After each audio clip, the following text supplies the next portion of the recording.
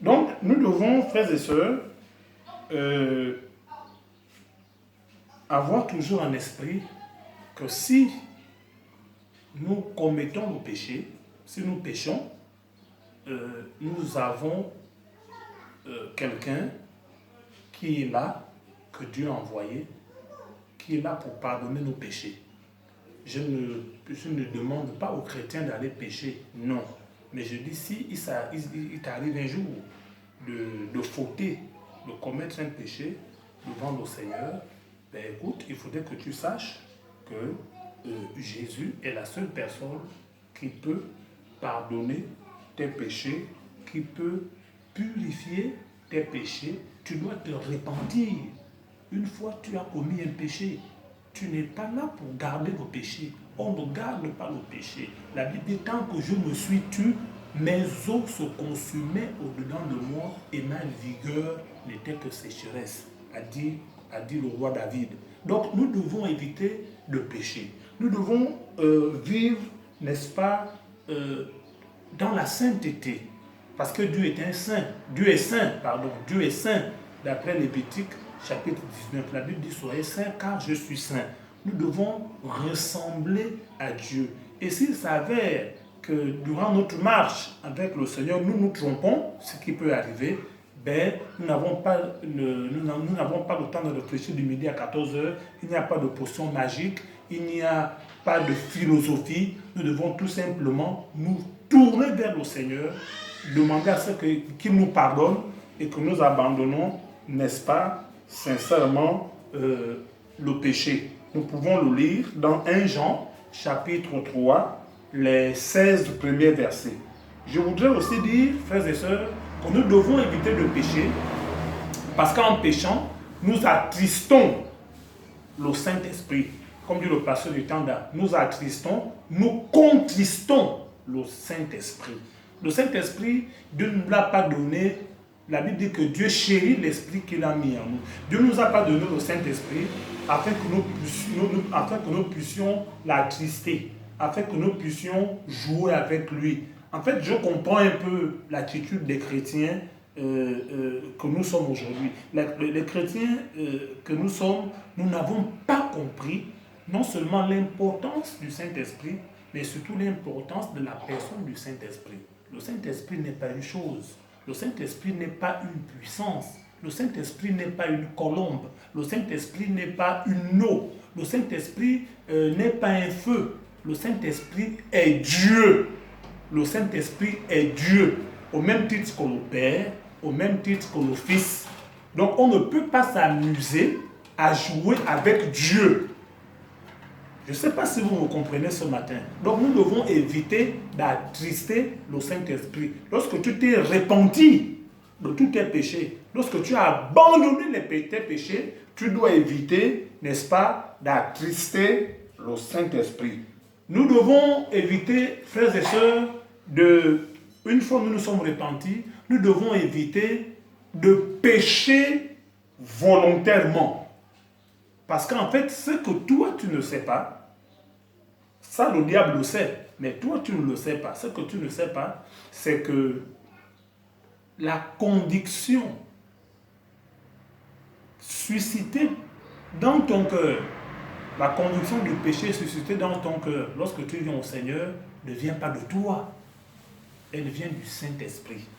Voilà pourquoi Jésus a dit, ce n'est pas vous qui m'avez choisi, c'est moi qui vous ai choisi et je vous ai établi afin que vous portez du fruit et que votre fruit demeure.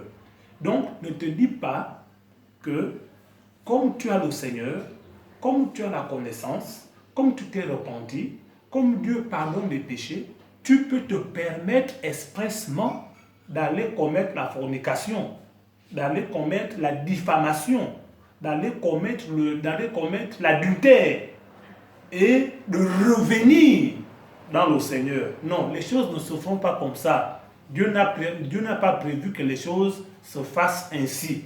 Dieu, dans son plan de salut, a prévu que Jésus doit mourir pour nos péchés. Et une fois Jésus meurt, le Saint-Esprit descend. Le Saint-Esprit descend, par la parole qui est Jésus, suscite en toi la culpabilité, la conviction. Lorsque tu écoutes la parole, le Saint-Esprit met en toi la culpabilité. Et c'est cette conviction-là, n'est-ce pas, qui t'amène au salut.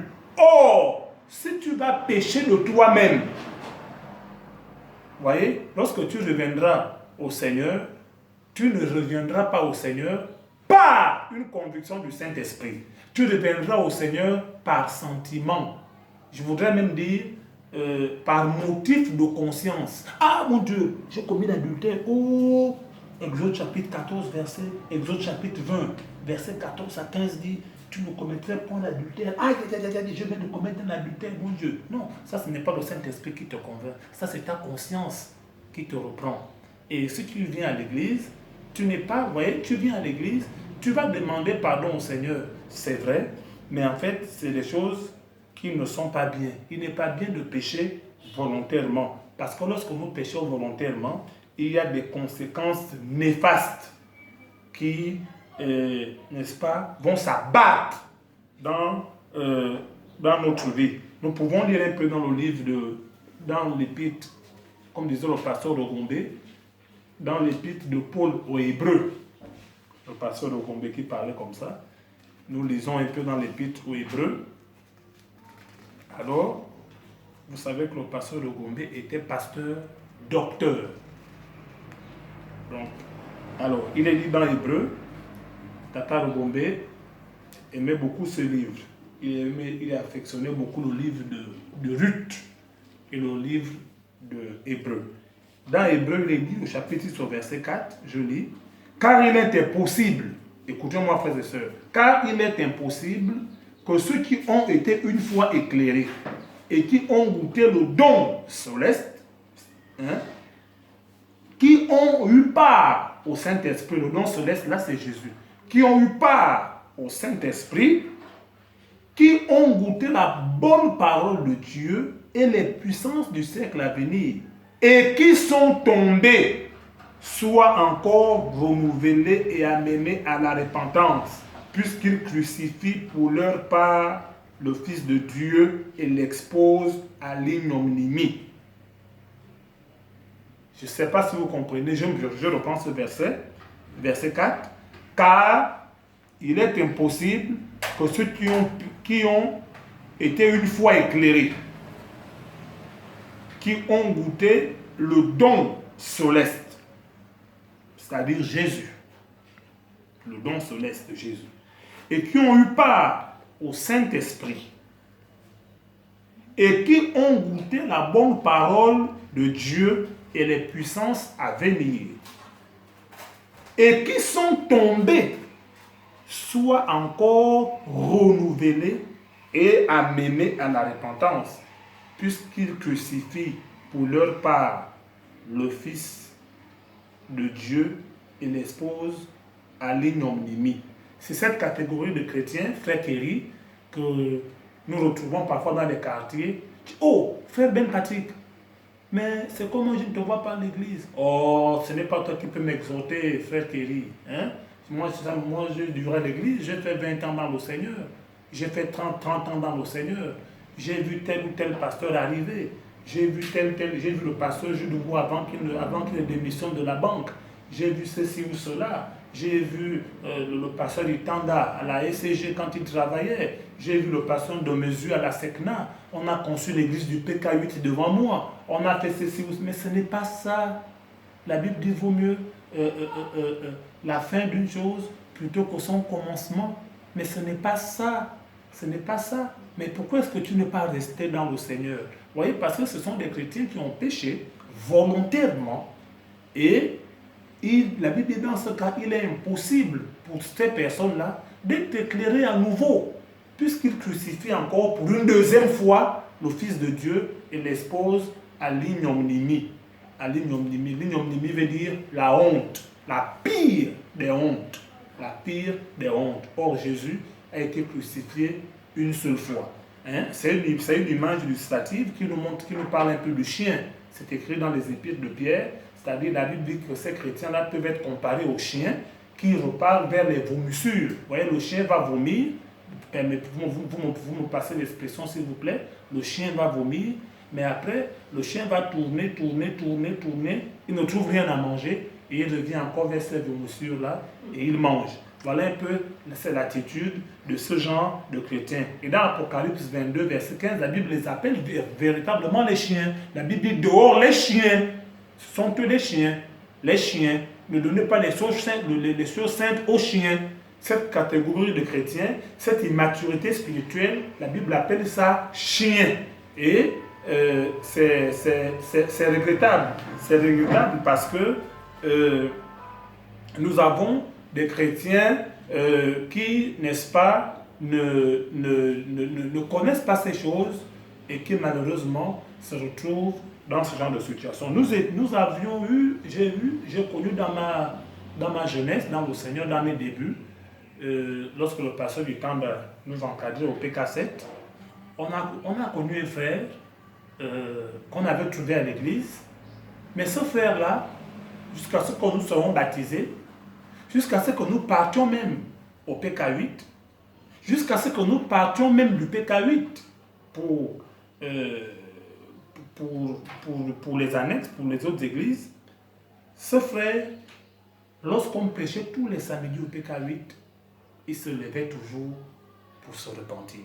Il se levait toujours pour se repentir. Et je vous dis que ce frère-là, je l'ai trouvé à l'église. Je l'ai trouvé à l'église. J'ai, par la grâce de Dieu, bientôt j'aurai 30 ans dans le Seigneur. Mais ce frère-là, je l'ai trouvé à l'église. Et tous les samedis, il se levait lorsqu'on lançait l'appel à la repentance. En fait, ça veut dire quoi en d'autres termes? Ne faisons pas un jeu de mots. Ça veut dire tout simplement qu'en fait, le Saint-Esprit n'est plus là. Le Saint-Esprit n'est plus là. Parce que si nous avons la victoire sur nos péchés, si nous avons la victoire dans le monde, c'est parce qu'en fait, nous avons en nous l'Esprit de Dieu.